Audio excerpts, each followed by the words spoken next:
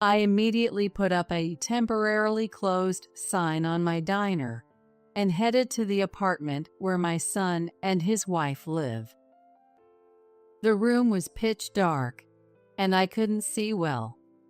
It was chilly inside, and it seemed the heater wasn't on. I called out my two grandkids' names as I entered the room. "Mary, Kevin, Grandma's here." As I moved further in, I saw two small figures moving in the unlit living room. When I turned on the light, I saw a gaunt Mary shivering in the freezing room. Next to her, Kevin was trembling while eating a banana from Mary's hand. 4 anxious eyes stared at me. "What's going on?" "Mary, Kevin." Unable to bear it, I hugged them both tightly. Both Mary and Kevin clung to me and started crying loudly. Their tiny hands gripped my body tightly.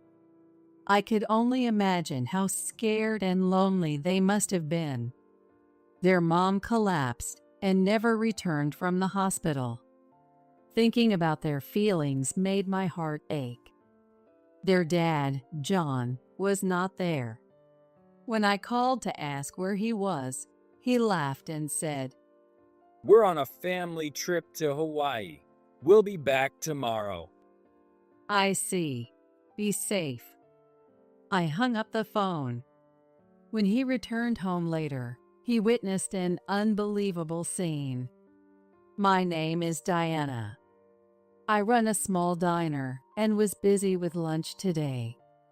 This diner, tomorrow, was passed down from my husband's parents. Welcome. I'll get a table ready for you. Running the place by myself makes it hard to keep things moving. Regular customers reassure me not to worry when they see me flustered." Take your time. No need to rush. Those words give me a little comfort. Some regulars have been coming since my husband's parents' time, and others are new, living or working nearby. I love the bustling atmosphere when customers enjoy the food and chat. When someone says the food is delicious, I do a mental fist pump. I used to run the place with my husband. People can't feel good if they're hungry. So we make food that lifts their spirits. That was his favorite saying. We enjoyed coming up with the menu together, counting the money at the register, and rearranging the seating. It was fun to come up with various ideas and improvements. These days continued until our son, John, was in high school. But when John was in his second year of high school, my husband passed away in an accident. It was a tough time, and I considered closing the diner. John was preparing for college and couldn't help with the diner. I didn't think I could manage alone. During that time, one of the regular customers saw me in town and said, "We're waiting for you." That smile gave me the strength to try running the place by myself again. "Don't worry, it'll work out somehow." I consulted with my friends and in-laws, and we scaled down the business to a manageable size. 3 months after my husband's death, Tomorrow reopened. John successfully passed his college entrance exams and got into his first choice school. "I want to live on my own because it's far from home." "Sure, that's okay. Let's go check out some places." I tried to accommodate John's requests as much as possible. Both my husband and I were always busy with the diner, so we didn't have much time for John when he was young. The diner was thriving, so we couldn't neglect it. Even after closing, my husband would stay to prepare for the next day. I would go home, make dinner, and spend time with John while waiting for my husband to return. Is Dad working again today? I still remember little John asking that every night. The sad look on his face is still etched in my mind. I wished we could have had family dinners together more often, but it only happened once or twice. I felt guilty for having made John feel lonely for so long. I want you to learn what you want and find your path, John. Give it your all. I told him this before he moved out for college. John just nodded slightly. He said nothing more. Even after he started living on his own, I continued running the small diner by myself. We had enough savings for his college tuition, so we didn't need scholarships. Those 4 years of his college life flew by. During that time, I kept the diner running on my own. After graduating, John got a job and started working as an adult. John, dressed in a suit and tie, squeezed into a crowded train on his way to work. Imagining that scene, I smiled to myself, thinking about how much little John had grown. He even had a girlfriend he was serious about marrying. When he introduced her to me, I was stunned. John's girlfriend, Maggie, was as beautiful as a magazine model. Nice to meet you. I'm Maggie. I'm dating John. Her beautiful voice and polite manner overwhelmed me. I thought she must come from a very wealthy family. Not at all. We're just an ordinary family. She laughed softly, looking very elegant. I wondered what part of John had attracted such a wonderful person. They were already living together, or rather, John had moved into Maggie's place. I had no choice. My place was too noisy next door. You had no choice, huh, John? It's fine. I originally rented a slightly bigger place, so it works out well. Maggie said cheerfully, coming to his rescue. Her polite language, refined manners, and bright smile. I instantly took a liking to her and found myself saying, "Thank you for taking care of John." They got married, and 3 years later, they had 2 children. The first was a girl named Mary. The second was a boy named Kevin. So, I've become a grandma now. I spoke deeply to my husband's portrait. On his birthday or any special occasion, I always put flowers. I did the same on the days my 2 grandchildren were born. Maggie still visited the diner whenever she had some free time, even after the kids were born. Hi, Diana. Oh, welcome, Maggie. How's work? Since my kids were born, I switched to my job I can do from home. Wow, it's amazing that you can do that nowadays. I looked back and forth between little Mary and Kevin with admiration. Even these little ones will grow up and eventually become independent like John. Thinking about it, children seem so mysterious, and I couldn't help but stare at them more intently. As the seasons passed, my 2 grandchildren continued to grow. As more wrinkles appeared on my face, Mary eventually started elementary school. Mary, how old are you now? One day, I asked Mary when she visited the diner. I'm 6 now, and I'll be 7 on my next birthday. Her response was so proper that she didn't seem like a first grader. She must take after her mom. Maggie said Mary was also great at taking care of her little brother, which was a big help. They don't fight and get along very well. She said this with a proud smile on her face. Everything seemed to be going smoothly, and the future looked bright, but that wasn't entirely the case. I had one concern. It was about John. He had a personality that couldn't stick with a job for long, even after getting hired. He quit the company he joined right after graduating from college in less than 6 months. There were too many tasks, and the pay wasn't worth it. After that, he got another job at a different company. But he quit this one as well in less than 3 months. I can't do what I want, and I can't stand not having remote work. You can't keep changing jobs so often. You'll never settle down. It's not my fault. It's the bad economy. Whenever something didn't suit him, he'd complain and quit. Seeing him like this, I shrugged my shoulders. If you're not working, you should at least help take care of Mary and Kevin. What? No way. That's Maggie's job, not mine. It was Maggie who was supporting the household in place of John. While talking to me, John was glued to his smartphone. I wondered what he was so engrossed in. Oh, Mom, look at this. I'm into food blogging and post on social media. He showed me his phone, displaying numerous photos of various dishes. There were photos of delicious-looking burgers, steaks, pizzas, and large meal sets. He talked about the number of followers and likes, but I had no idea what he was talking about.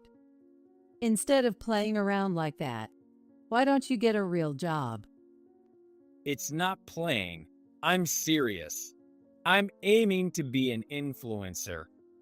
What's that? Never mind, just follow me and like my posts. I don't know how to do that. Give me your phone, install this app, and here's how you do it. With quick fingers, he set up an account and registered everything in no time. He also showed me which button was for like and how to navigate the app. But after he left, I still didn't understand. I can't keep up with this. I set my phone aside and focused on the bookkeeping. Occasionally, when I had video calls with Maggie, I found out she was also asked to follow John's social media. There are more important things close by that need attention than social media. I was happier seeing Mary and Kevin on video calls than anything on social media. John once helped out at my diner for a short while, right after he lost his job. He thought it seemed easier than office work. No job is easy, but I was grateful for the help. I've heard that fewer children are taking over their parents' businesses these days.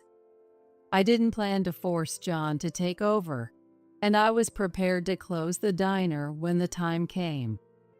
However, I wondered if perhaps something had changed in John's mind. I had a faint hope that he might want to take over the diner. I was delighted to have him work in the diner, guiding customers and taking orders. He got along well with the regular customers and chatted with them, which was refreshing to see. For the first week, things seemed to be off to a great start. Maybe this suits him better than office work. I was thinking that, but starting the following week, John gradually began to slack off. He barely took orders, didn't clean up, and hardly guided customers. To make matters worse, he started browsing social media in front of customers. He even asked regulars and new customers to follow him and like his posts. The next day, he didn't show up at the time he was supposed to start working. "John, where are you? Are you off today?" I quit that job. It's harder than I thought. After that, he stopped answering my calls, and I was back to running the diner alone. John stopped coming to the diner in less than 10 days. Since then, he focused more on social media than anything else. Meanwhile, Maggie had recently taken on multiple jobs and was cutting back on sleep. I worried that she might collapse someday. But John didn't seem concerned and continued his food blogging and social media posts. During one of our occasional video calls, Maggie let slip her true feelings. I wish he could at least earn a little money. She looked unusually dejected, her shoulders slumped. That beautiful smile was gone, and her lovely voice sounded faint. John was still out food blogging and rarely home. When I scolded him, he always said, If I get famous and build connections, it'll pay off in the future. I listened to his words, doubting they would amount to anything.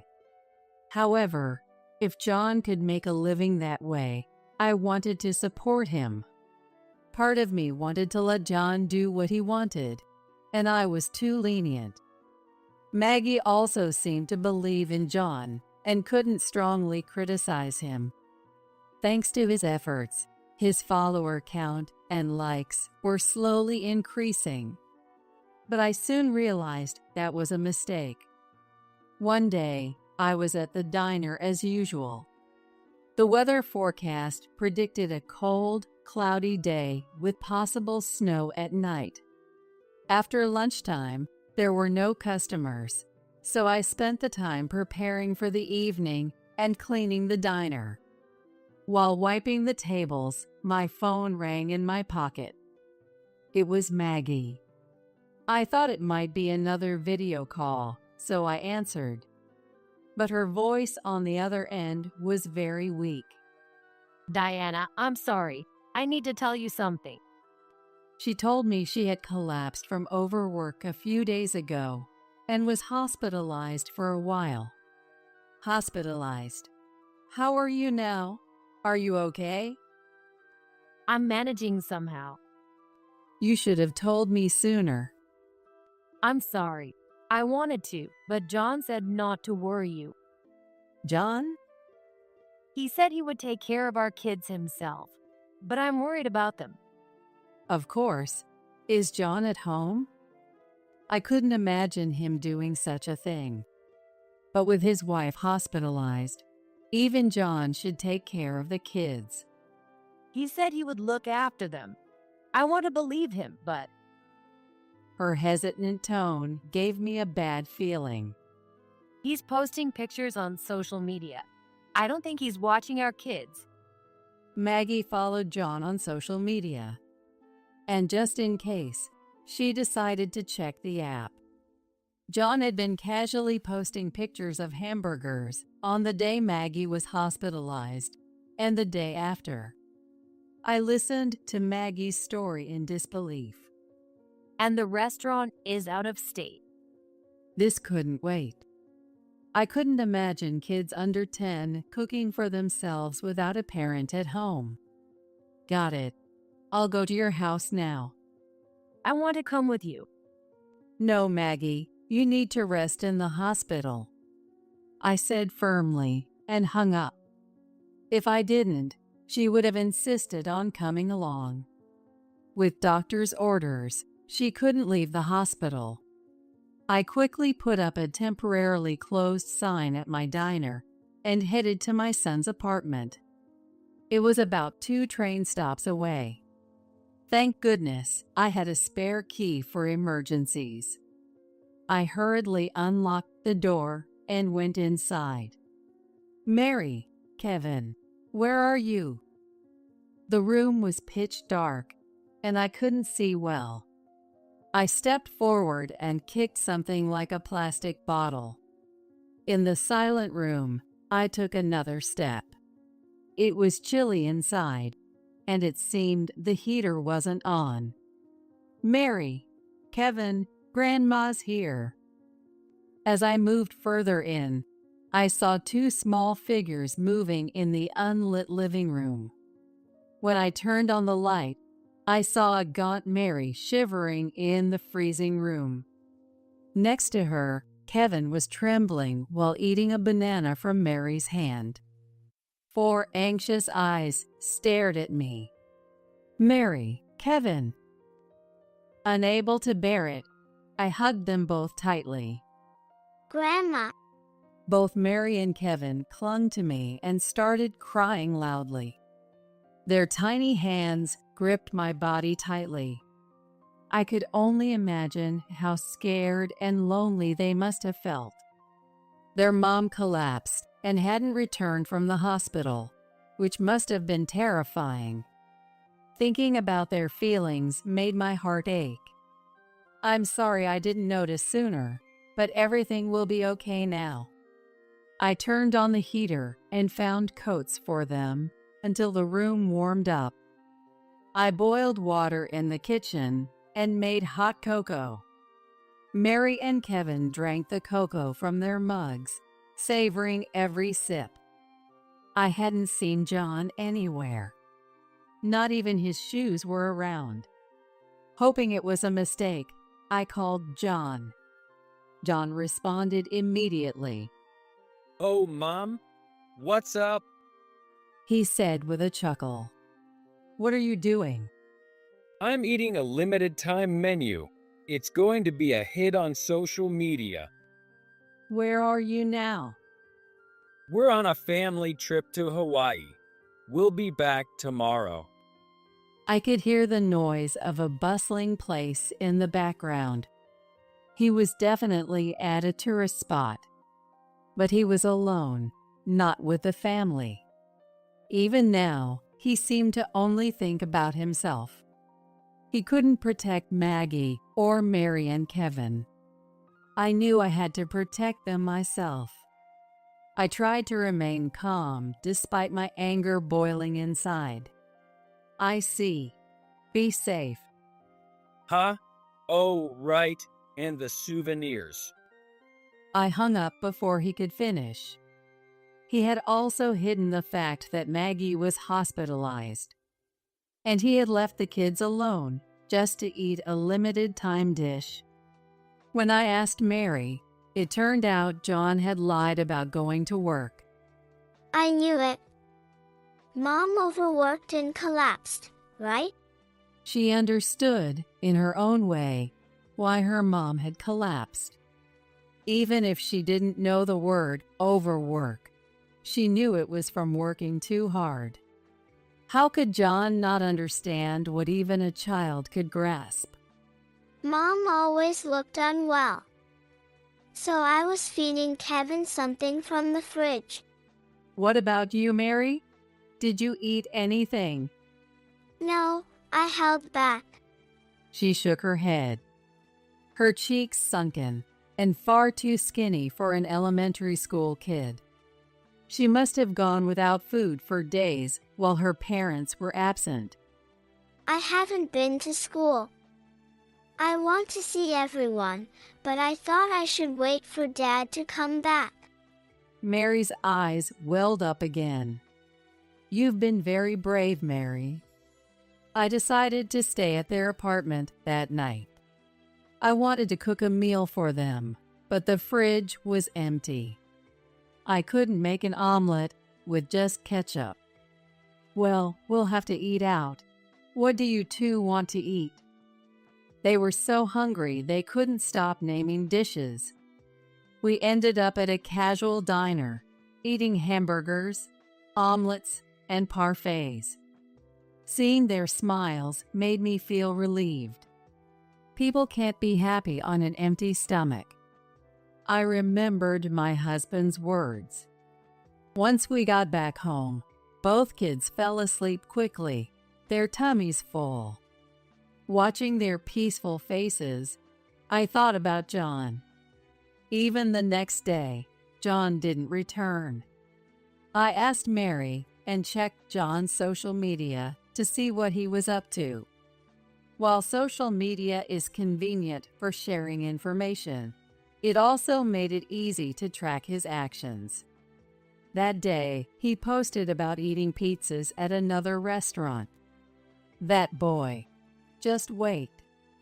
I took 2 kids to visit Maggie in the hospital. Just as I arrived, Maggie was getting ready to check out after being cleared to leave the hospital. Maggie, Mary, and Kevin were thrilled to be reunited at the entrance.